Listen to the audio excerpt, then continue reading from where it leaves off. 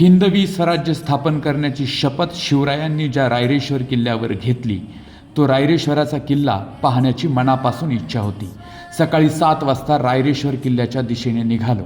अरुंद पण निसर्ग सौंदर्याने नटलेली वाट नजरेस पडते आणि पुढे ते गेल्यानंतर अचानक दिसतो तो महाकाय सह्याद्री. सकाळी 11 वाजता सह्याद्रीच्या कुशीत असलेल्या रायरेश्वर किल्ल्याच्या पायथ्याशी आम्ही येऊन पोहोचलो. नमस्कार, नवीन व्हिडिओमध्ये आपल्या सगळ्यांचं स्वागत आहे. ही पाटी पाहून तुमच्या लक्षात आलंच असेल की सध्या मी कुठे आहे. होय, मी सध्या आहे पुणे जिल्ह्यातील भोर तालुक्यातील रायरेश्वर किल्ल्याच्या पायथ्याशी. भोर तालुका ऐतिहासिकदृष्ट्या खूप समृद्ध आहे. हिंदवी स्वराज्याची पहिली राजधानी राजगड, तोरणागड, केंजळगड, मंगलगड, त्याचप्रमाणे हा रायरेश्वर सुद्धा या भोर तालुक्यामध्येच येतो.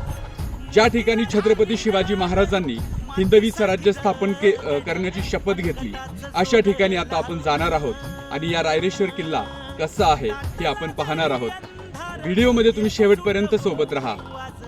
गड चढताना आपण फक्त उंची गाठत नाही तर कधी काळी याच रस्त्याने चालत गेलेली पावलं आपल्याला आठवतात. गड चढताना फक्त इतिहास आठवत नाही तर तो मनामध्ये जागा होतो. प्रत्येक पायरीसोबत भीती मागे पडत जाते आणि आपलं ध्येय अधिक स्पष्ट होत जातं.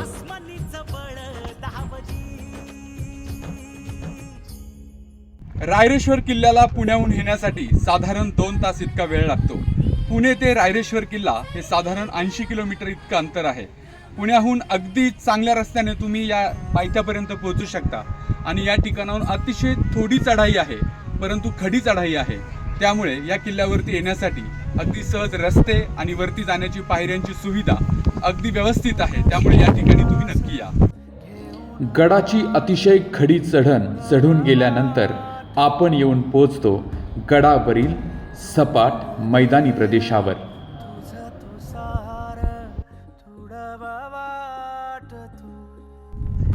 गडावरती येताना माणसांची दमछाक होते, तर गडावरती हा ट्रॅक्टर कसा? मला गडावरती ट्रॅक्टरमध्ये बसलेलं पाहून कदाचित तुम्हाला आश्चर्य वाटू शकतं, परंतु हा ट्रॅक्टर गडावरती विकास कामं करण्यासाठी वरती आणण्यात आला आहे. हा ट्रॅक्टर गडावरती कसा आला याची एक खूप छान स्टोरी आहे. या ठिकाणी काम करणाऱ्या लोकांना आम्ही विचारलं तर त्यांनी सांगितलं की हा ट्रॅक्टरचा प्रत्येक पार्ट ना पार्ट खोलून ते गडावरती घेऊन आले आणि गडावरती तो परत जोडला आणि परत ट्रॅक्टर या ठिकाणी त्यांनी काम करण्यासाठी चालू केलेलं आहे.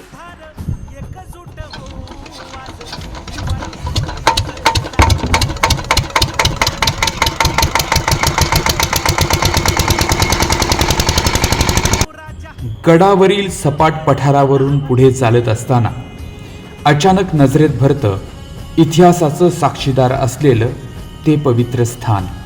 ज्या रायरेश्वराच्या मंदिरात छत्रपती शिवाजी महाराजांनी हिंदवी स्वराज्याची शपथ घेतली ते रायरेश्वराचं मंदिर.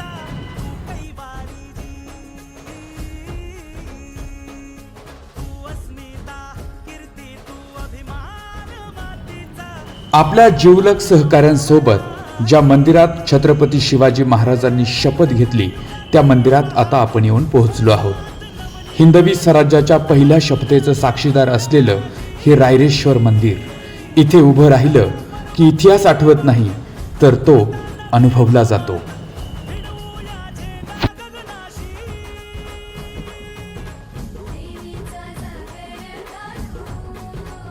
1645 साली छत्रपती शिवाजी महाराजांनी हिंदवी स्वराज्याची शपथ याच रायरेश्वराच्या मंदिरामध्ये घेतली.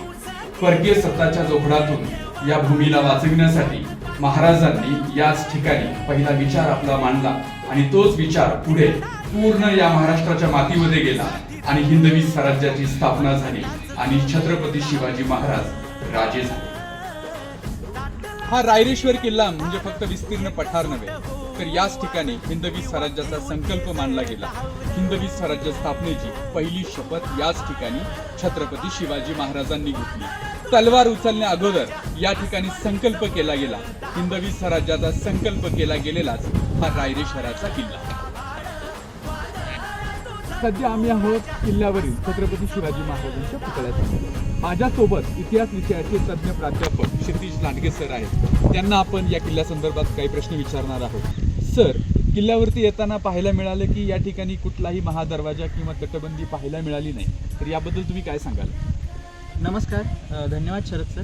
तर हा जो किल्ला आहे खरं तर याला कुठल्याही प्रकारची तटबंदी, दरवाजा, बुरुज असं काही नाही आहे. आणि हे एक पठार आहे. पठारावरती वसलेलं हे एक मंदिर म्हणूयात किंवा हे गाव आहे. आणि या ठिकाणी विविध प्रेक्षणीय स्थळं पण आहेत. अंदाजे ही जी उंची आहे ही 4000 फुटांपेक्षा जास्त उंची याची आपल्याला दिसते. या ठिकाणी लोकवस्ती पण दिसते, या ठिकाणी अनेक घरं पण आहेत, म्हणजे किल्ल्यावरती घरं आणि गाव आहे. आणि या ठिकाणी मतदानाचा बोर्ड पण, काल जिल्हा परिषदच्या निवडणुका या ठिकाणी झाल्या, त्याचं मतदानही किल्ल्यावरती पार पडले. तर याबद्दल काय सांगाल? अतिशय चांगला प्रश्न आहे. खरं तर या ठिकाणी जी लोकवस्ती आहे तर इथे अंदाजे 500 ते 550 लोकांची ही लोकवस्ती आहे. स्वतःची अशी ग्रामपंचायत नाही, यांची ग्रुप ग्रामपंचायत आहे. आणि त्याचप्रमाणे एक महत्त्वाचा इथे उल्लेख करावा असं वाटतो की महाराष्ट्रातील सर्वात उंच अशा प्रकारचं मतदान केंद्र हे रायरेश्वर पठारावर आहे. तर ते एक महत्त्वाचे आपण इथे नोंद घ्यावी. सर धन्यवाद, तुम्ही इतकी खूप छान माहिती आम्हाला दिलीत.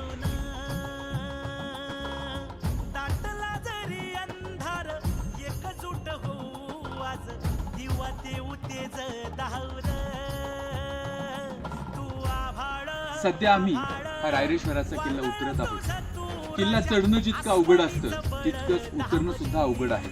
कारण किल्ल्यावरती फिरत असताना जो विचार मनामध्ये होता त्या विचारांचं ओझं घेऊन किल्ला उतरत आहोत.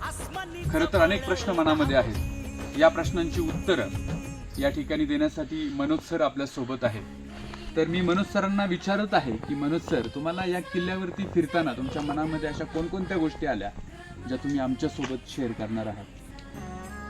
शरद सर, खरं तर अत्यंत भारावलेलं वातावरण आहे. आपण ज्या झाडाच्या खाली सावलीमध्ये बसलोय, कदाचित ह्या झाडाने महाराजांना इथूनच जाताना पाहिलेलं असावं.